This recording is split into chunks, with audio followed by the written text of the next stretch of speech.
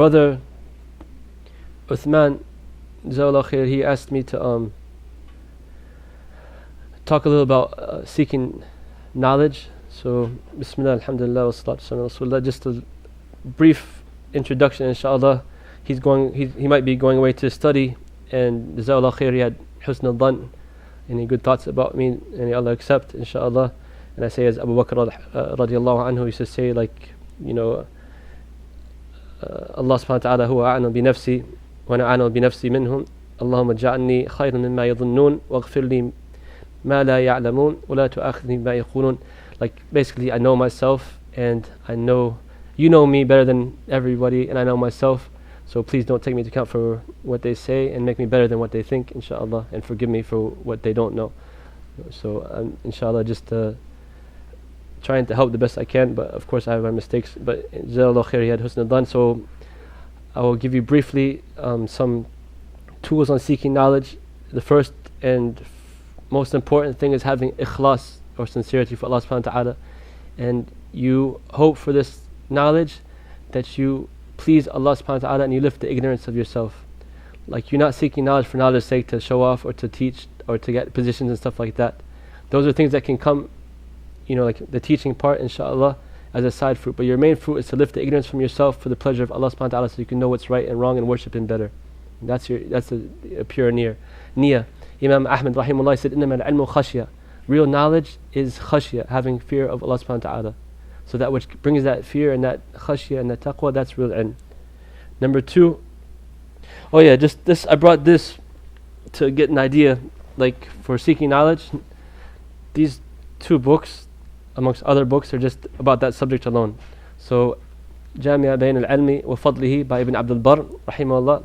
It's a 2-volume work. All this is about knowledge and seeking knowledge.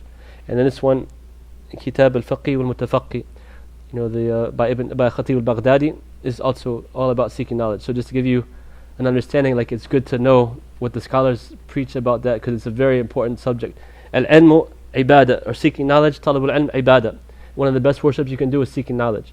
So for having knowledge, for ibadah to be accepted, you need to have what? Ikhlas and muwafaqat al-sharia, sincerity, and going in accordance to the sharia. So it's good to purify your intentions and know how to seek knowledge correctly.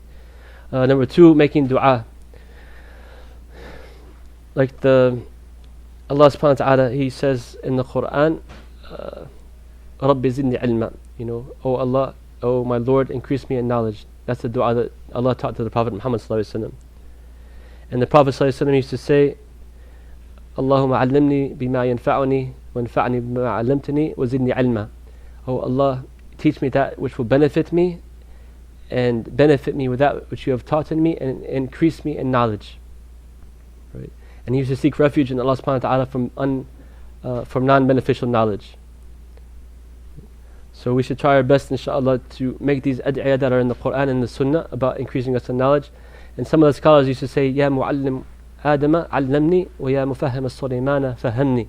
Oh, the one who taught Adam, teach me. Oh, the one who let Sulaiman understand, let me understand. Right? So dua is a very important point of getting your, inshallah, getting knowledge from Allah subhanahu wa ta'ala. Because if you don't have tawfiq from Him, then no matter how much you study, it won't come. Also ask your parents to make dua for you, because the dua of the parents is very important for their children. Tell them, Mom, Dad, I'm trying to seek knowledge, please make dua for me, and it will be a benefit for you too. Number 3, the blessings of the parents. The many ahadith and ayat in the Quran about obeying the parents and being kind to the parents. And I don't know, like, from all the scholars' lives that I've read about, any scholar that was known to be cruel or mean to their parents, right? I haven't come across it. So in general, you want the blessings of the parents. Number 4, having taqwa. Allah subhanahu wa ta'ala says in Surah Al-Baqarah, وَاتَّقُوا اللَّهِ وَيُعَلِّمَكُمُ اللَّهِ. Fear Allah and Allah will teach you. Right? Taqwa is the asas, or the key to getting any knowledge. Right? Staying away from sin, that's taqwa too. Like this famous statement about Imam Shafi'i rahimahullah, it's attributed to him that he just looked upon the calf of a woman, and he used to have like a photographic memory, and it says that he started like his memory wasn't as strong as before. So he said, شكوت إلى وكيء سوء حفظي فأرشدني إلى ترك المعاصي وأخبرني بأن العلم نور والنور الله لا يؤتى ولا يهدى للعاصي. That I complained to Waki' about the weakness of my memorization, and he told me to leave the sin. For verily knowledge, and he told me that knowledge is light, and the light of Allah subhanahu wa ta'ala is not given to the sinful one. Right? So number 4, have taqwa and fear Allah subhanahu wa ta'ala and try your best to stay away from sin. Number 5, have humbleness. Allah subhanahu wa ta'ala says in the Quran, وَعِبَادُ الرَّحْمَنِ الَّذِينَ يَمْشُونَ عَلَى الْأَرْضِ هَوْنًا وَإِذَا خَاطَبَهُمُ الْجَاهِلُونَ قَالُوا سَلَامًا.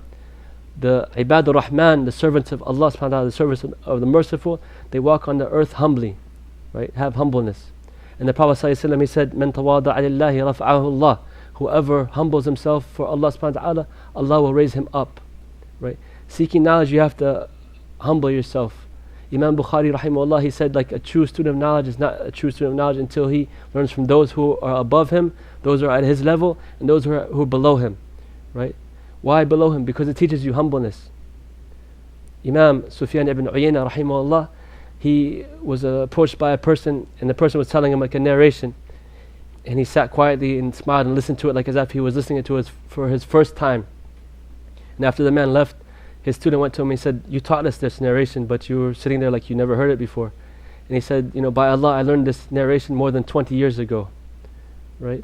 But out of respect for the knowledge, I didn't open my mouth. I didn't want to open my mouth or say anything, right? That's humbleness for knowledge, respecting the scholars. A lot of the scholars would say, and you read in these books and other books that, some people complain like they're not exciting or they're not, whatever in the lesson. So a lot of scholars say like if you don't see the students enthused, stop teaching. Like just close your mouth and sit there, basically, because they're not deserving of it, right? Not everybody's going to be like exactly how you want. You're going to find some scholars that are very strict, some scholars that are, not as enthusiastic in speaking, right? But have humbleness and seek and make dua that you can benefit from it, right? Inna dhikra tanfa'al mu'mineen. The reminder reminds of we only have one Quran and we have the limited amount of Sunnah, right? There's nothing new in our deen. So obviously we're going to repeat stuff and you're going to hear stuff over and over again. But are you benefiting from those things, right? So be very careful to humble yourself for knowledge's sake, and Allah subhanahu wa ta'ala inshallah gives you tawfiq and increases you in knowledge. Also from this humbleness is to be very careful not to talk bad about scholars or the righteous, right? That can destroy your good deeds. Like one of my shuyukh, he used to tell us sometimes, like the people we would be studying in the Masjid al-Nabawi, and we sit there from like Dhuhr all the way to Isha sometimes. And sometimes, alhamdulillah, we would fast, and we would attend the lectures, and we try to do like a bunch of like, alhamdulillah, we would try to compete in good deeds. Like, Jazakumullah khair, a lot of beautiful students there. And he's saying like, after all that, you sit there from Dhuhr till Isha, you're fasting, you're attending lectures, you're making dhikr, you're reading the Quran, right? And he said someone will say, the Imam, he didn't recite that great or something like that tonight. He said like you might lose all those good deeds just for that one statement, Or the mu'adhin, he's not like normal or something just simple like that. Like we won't really think it's a big deal, but he said like you can lose all your good deeds for that, right? Be very careful about lahm al-ulama masmoom. The flesh of the scholars is poison. Would you eat poison if I give you poison? No. Right? When you backbite the scholars, that's the same thing like you're taking poison. So humble yourself and be patient. And I talked to a brother recently, Jazakallah khair. He was, intending good, inshallah. But, even stuff that you post on the internet and somebody acts upon it, you give bad advice or you say something bad and a person acts upon it, on the Yawm al-Qiyamah you might be asked for that. You like a person, you discourage them from seeking knowledge, or you spoke bad about such and such people, and the person's like, yeah, you're right, I'm not going to go learn knowledge. And so he goes, instead of going to seek knowledge, he might go to astaghfirullah, nightclub or some haram thing, right? And you might carry a portion of that. So be very careful, humble yourself in knowledge. And like I said, these are just some books about seeking knowledge, and it's a long subject, and it's very important to learn the adab and the etiquette of seeking knowledge. Inshallah, maybe if you guys want, we can just do like a little bit every time after each dars, just a little nasiha to remind ourselves, or every once in a while, inshallah. I won't mind doing that. So we ask Allah subhanahu wa ta'ala to grant us beneficial knowledge and to help us to obey Him and fear Him and worship Him correctly. اللهم ربنا آتنا في الدنيا حسنة وفي الآخرة حسنة وقنا عذاب النار. May Allah subhanahu wa ta'ala give us the good of this world and the next, and save us from the hellfire. Jazakumullah khairan. If you guys have any questions, تفضلوا.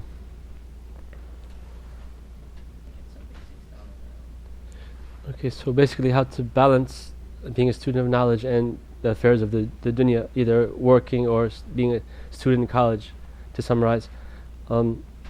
The Prophet ﷺ said, لا تحقرن المعروف شيئا, like do not look down upon any good deed, no matter how little it is, right? And the other hadith about the woman being saved from the hellfire for a tamr, right?